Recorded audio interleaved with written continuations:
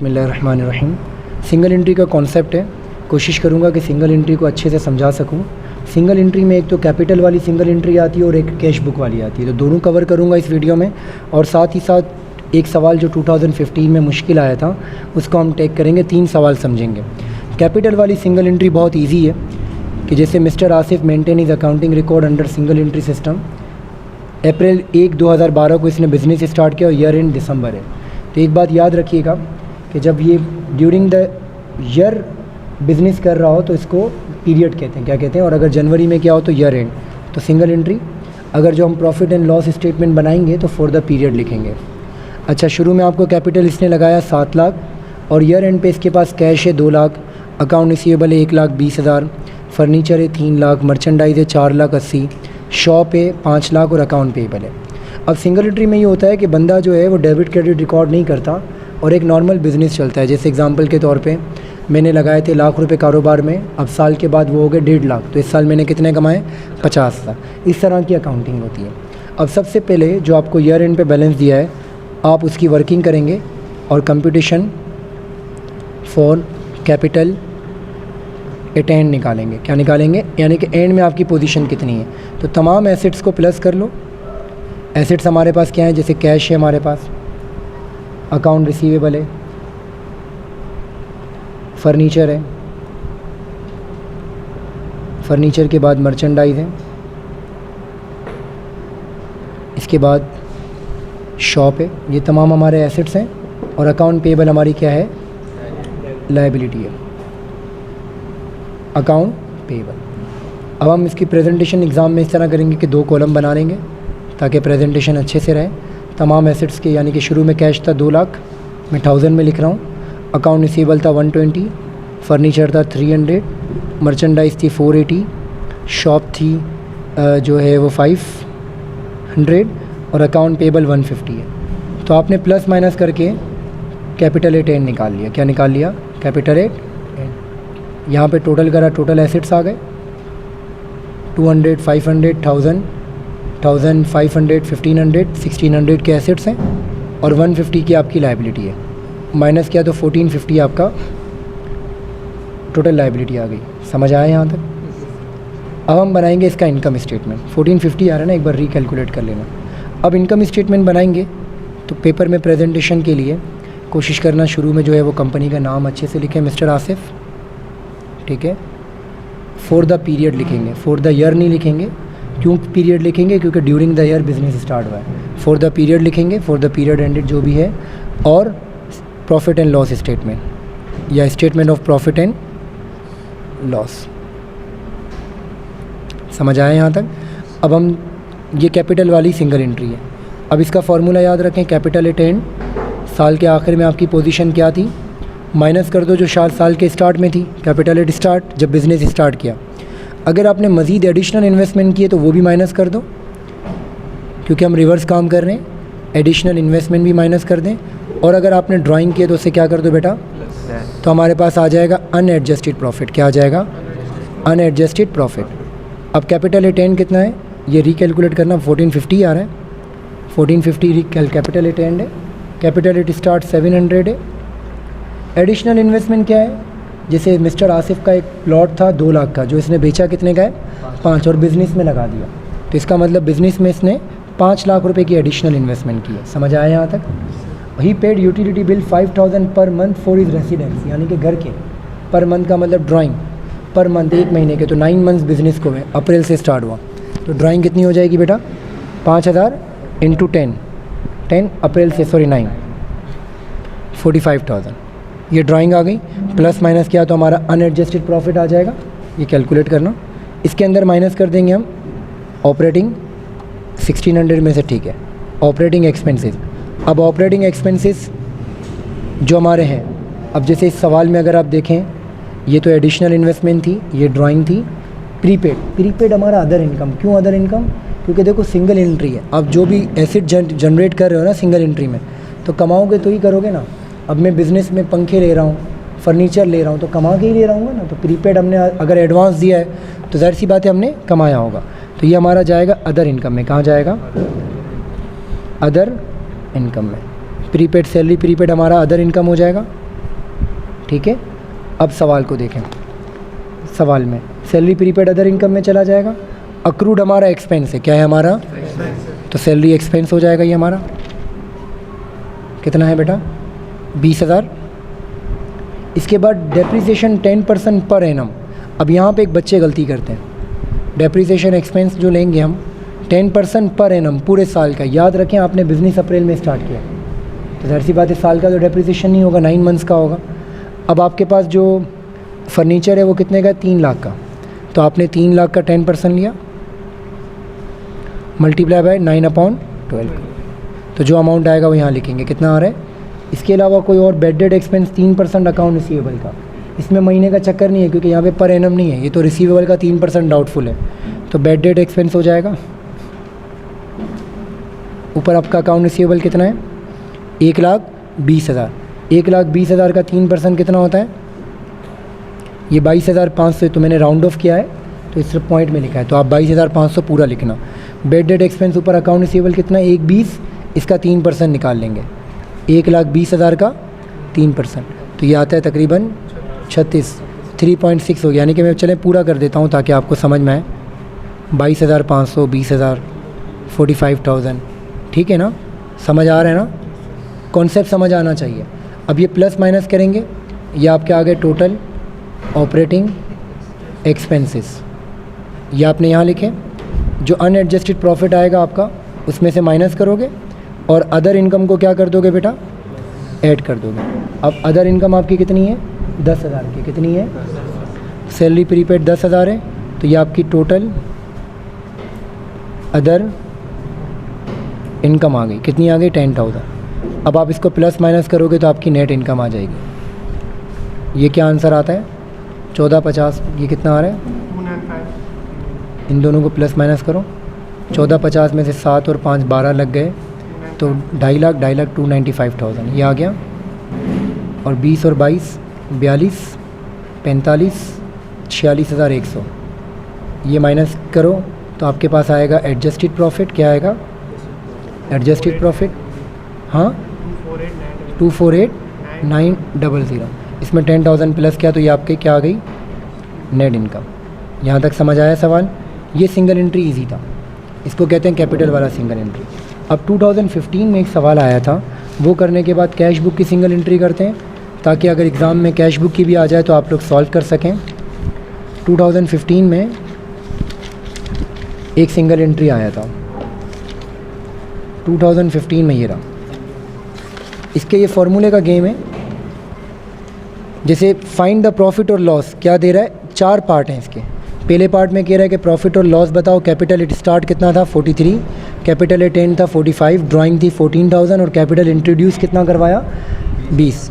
तो ये तो सिंपल सा फार्मूला है, यहाँ पे लगेंगे capital eight and minus capital eight start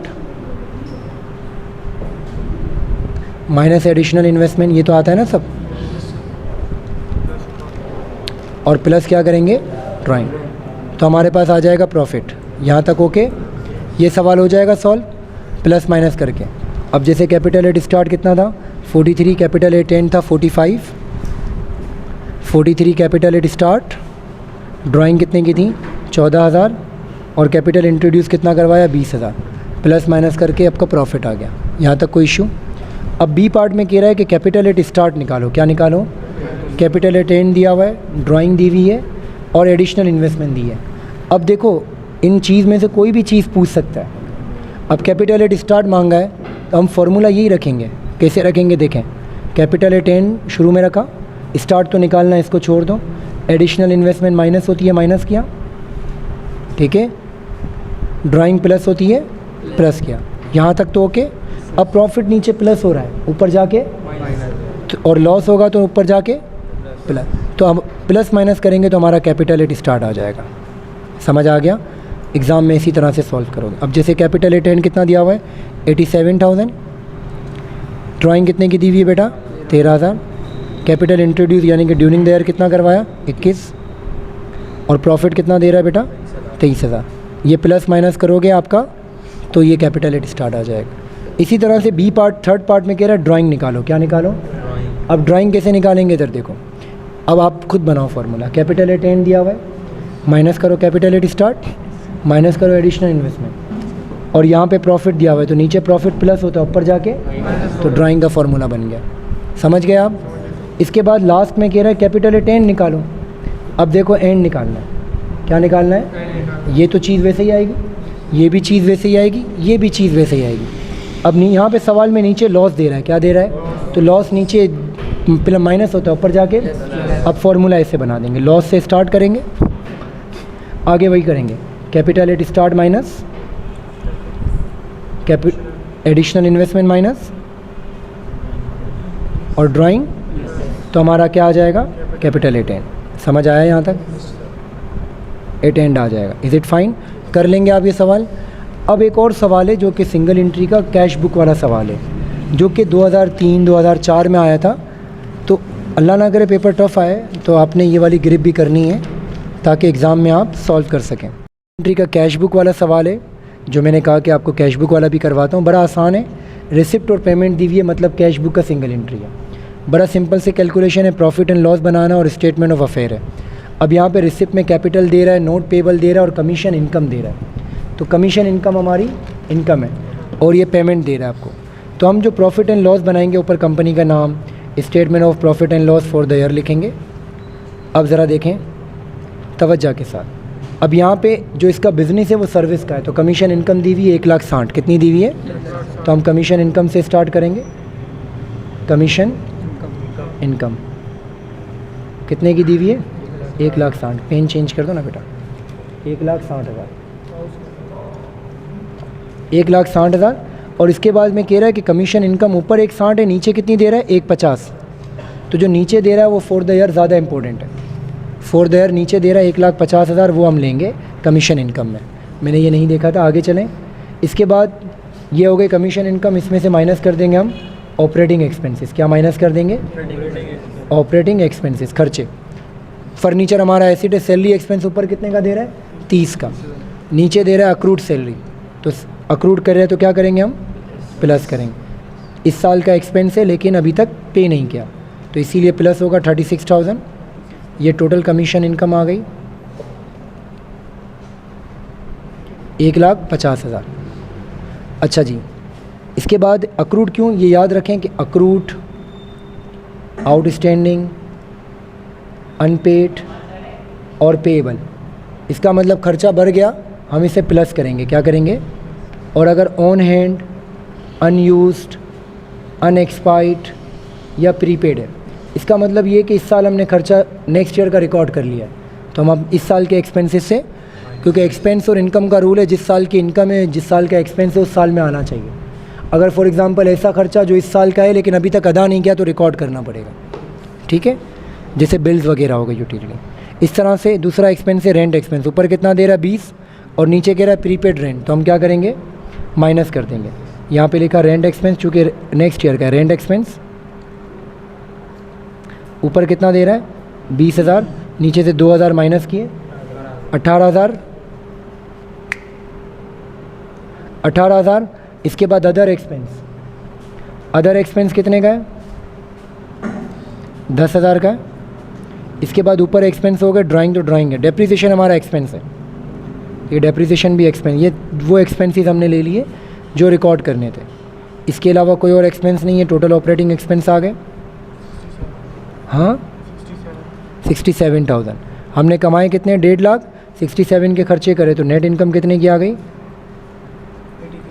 83। यहाँ तक समझ आया बेटा? पक्का आ गया। अब हम बनाते हैं बैलेंस शीट। अब बैलेंस शीट का फॉर्मेट याद रखें। यहाँ पे एसेट्स, एसेट्स में सबसे पहले नॉन करंट एसेट, फिर करंट एसेट, इक्विटीज़, इक्विटीज़ में ऑनर इक्विटी, ऑनर इक्विटी का फॉर्मूला कैपिटल। अगर एडिशनल इन्वेस्टमेंट किए तो क्या करेंगे? यहाँ पर प्लस करेंगे। अगर प्रॉफिट है तो प्लस, और लॉस होगा तो, और ड्राइंग माइनस, तो हमारे पास टोटल ऑनर इक्विटी आ जाएगी। समझ गए यहाँ तक?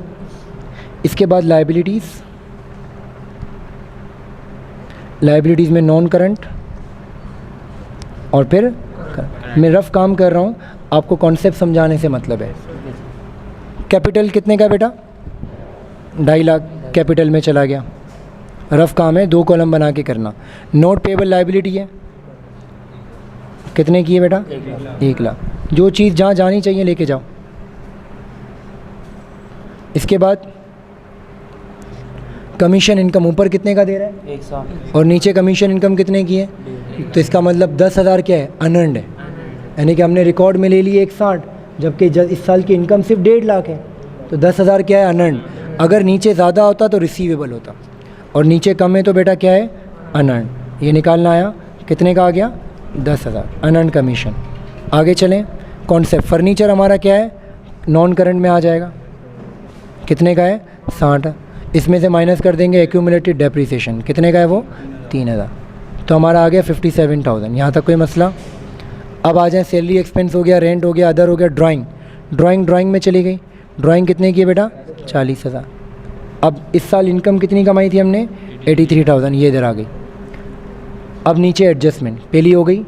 अक्रूड सैलरी यानी कि अदा करनी है, तो हमारी क्या है? करंट लाइबिलिटी, कितने की है? 6,000। प्रीपेड रेंट हमारा करंट एसेट कितने का है? 2,000। हाँ 2,000। अब एक और करंट एसेट है जो कैश है, जो छुपा हुआ है, तो वो टोटल रिसिप्ट और टोटल पेमेंट को माइनस करके आएगा। जैसे 2.5 और 1 3.5 4,10,000, यहाँ पे 4,10,000 है, और 60 और 30 90, 1,10, 1,20, 1,50, सही है ना? 1,50 हो रहे हैं। 1,50 में से 4,10 गए तो बचे कितने? हाँ 2.5 और 1 3.5, 4.5 और 5,10, सही है 5,10। और ये कितने? 60 और 30 90, 20 1,10, 1,20, 1,50, 5,10 में से 1,50 निकालो। हाँ 3,60,000। अब आप टोटल करो, मैच हो जाएगा।